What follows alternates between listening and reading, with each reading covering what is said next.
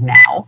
One of the best gifts we can give new couples is a lesson in money and marriage. Yeah, we know finances are one of the leading causes of divorce, so it's important to start your marriage on the right financial foot. That's why we have certified financial planner Tony Drake with wealthwisconsin.com. He's here with what some couples need to do to talk about this. They used to say, love and marriage, but it's really money and marriage, isn't it?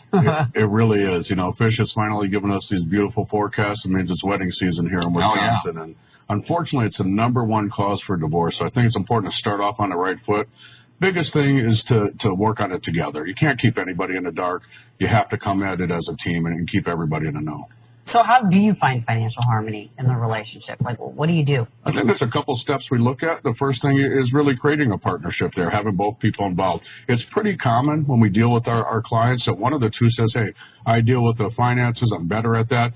We always say that's no problem, but I always want to make sure that the other spouse is involved so they're in the light and know what's going on. But as you know, with a lot of couples today, both work. So how do you look at your money, my money, our money? What is it?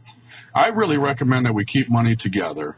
And I recommend to my folks that at least once a month, if you can't do once a month, once a quarter, schedule a financial meeting together. Sounds a little funny to schedule with your spouse, but sit down, talk about what's going on. That's you right. have a glass of wine while you go That's right, absolutely. And, it's good to have some a fun account, too, is what I call it. Maybe you set a limit. I don't know if it's 500 or you set a limit together.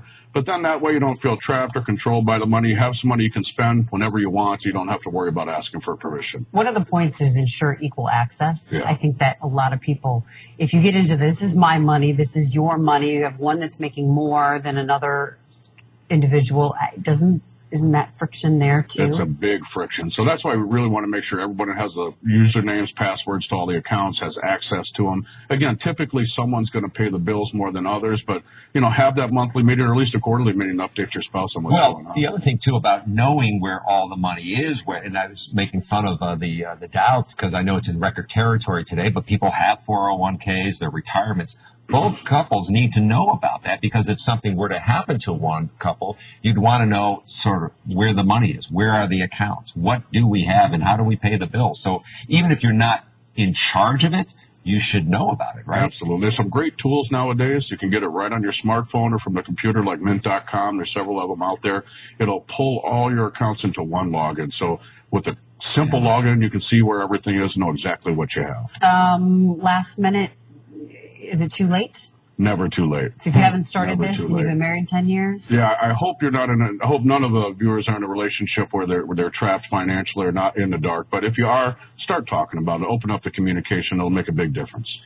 Communication, always the key point there. If you got a question for our experts, email them at asktheexpert@today'stmj4.com. You can also leave a voicemail. The number is right there. Tony, we appreciate the insight. Good Thank stuff. you.